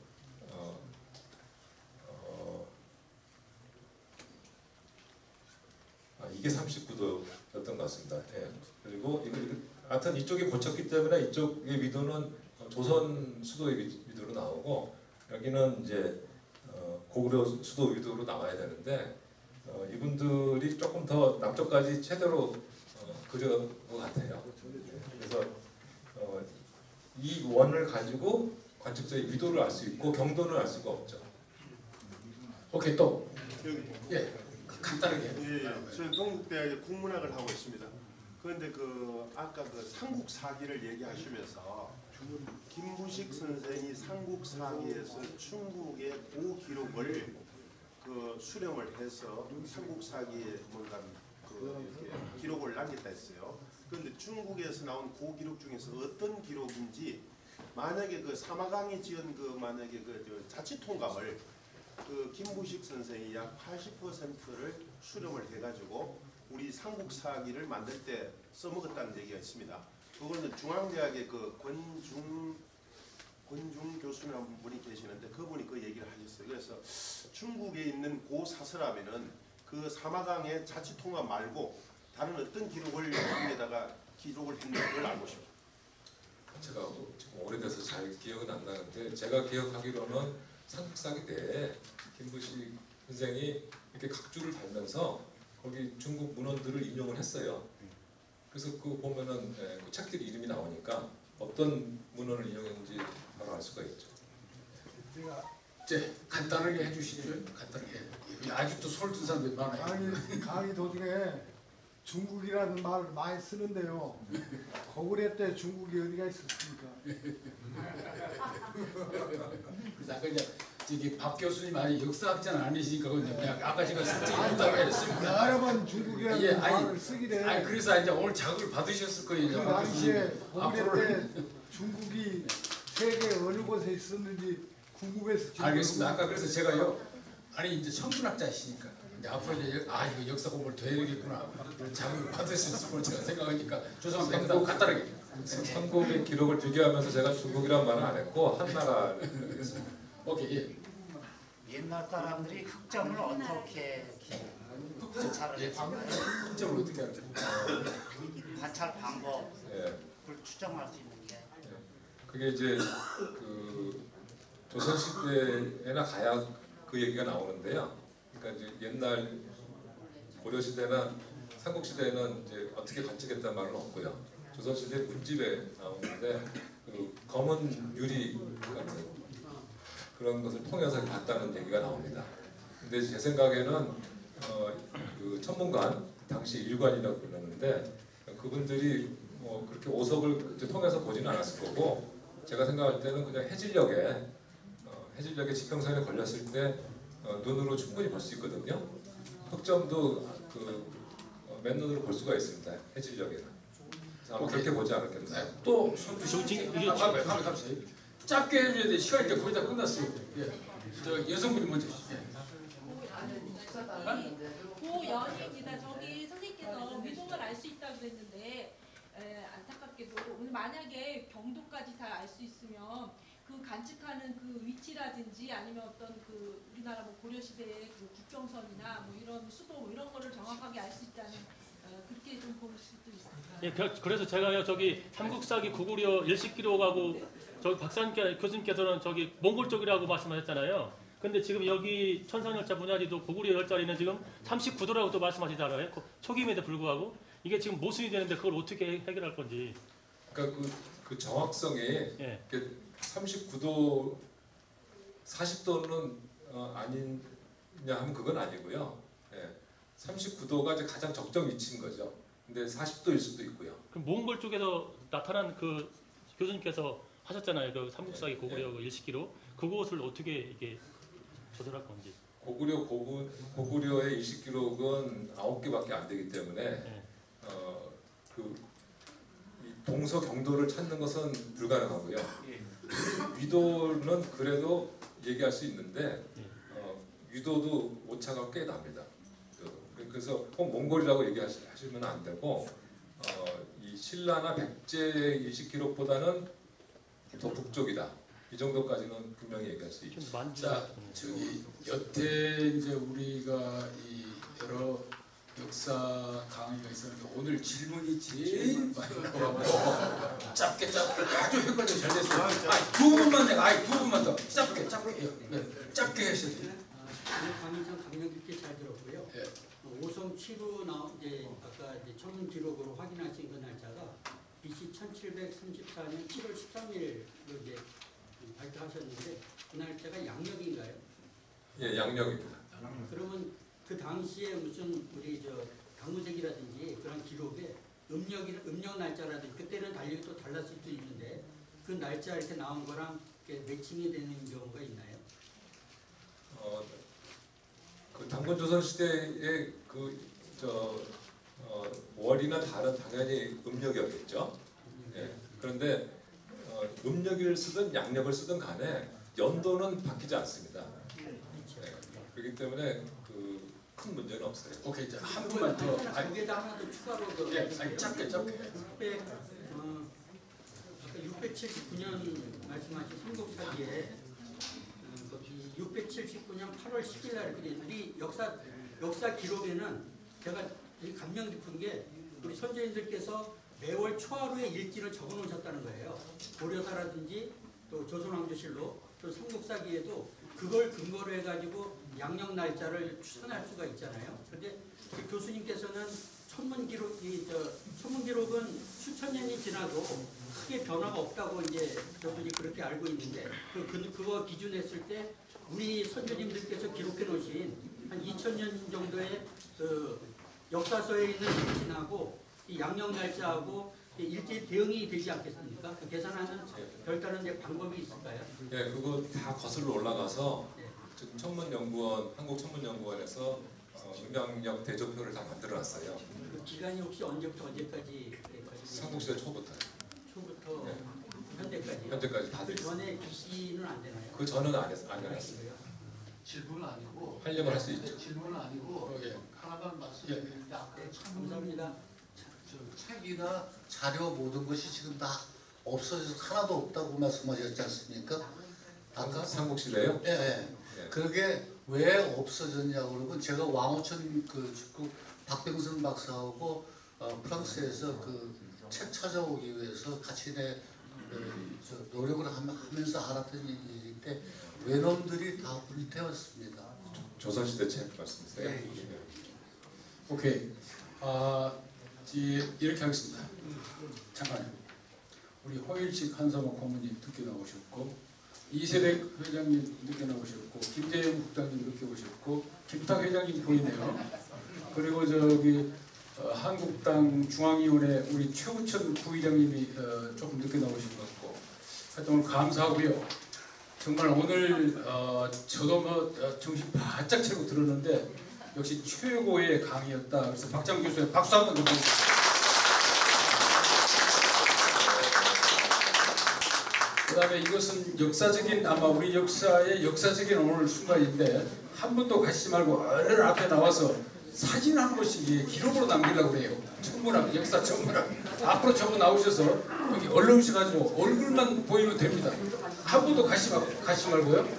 그 다음에 식당은 저기 안에 앞으로 나오시죠. 앞으로 나오시는 동안에 식당이 식당 안내는 바로 옆에 오른쪽으로 나가시면은 얼큰 조이백 그 수제비입니다. 얼큰 한글 드시면은 속이 쓰리시니까 지금 감자 수제비가 제일 좋아요. 앞으로 다 나오세요. 앞으로 다 나오셔서 기념사진 하나 찍읍시다. 빨리 나오시는 만큼 빨리 갑니다. 한 분도 가시지 말고 다 나오세요. 이게 기록입니다. 기록. 한 분도 가시지 말고 다 나오세요. 전부 다 오세요. 전부 다 오세요. 저 뒤에 계신 분들 다 앞으로 나오세요. 앞으로. 자, 한 분도 가시지 말고 김용숙 소장 그 뒤에 이정수 선생 앞으로 나와. 앞으로 나와.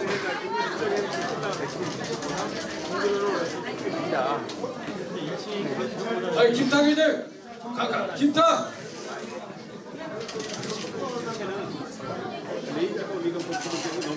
앞으로. 자, 앞으로 해. 좀 앞으로 이제 앞으로. 왜 가서 이리로 해? 아, 이거 사진 찍어 해야지. 오차가 좀 있네. 자, 사수로 해. 자, 선생님. 자, 다 보여요? 앞으로 다 사수로. 들어와요? 이거 사진 찍어야겠어요. 네, 뒤로 오세요. 뒤로 오세요. 뒤로. 빨리 오세요. 그만 찍겠습니다. 우상 선생님.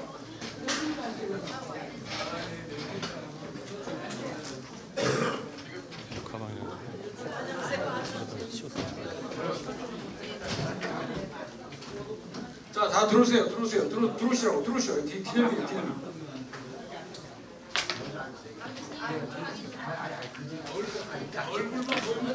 얼굴.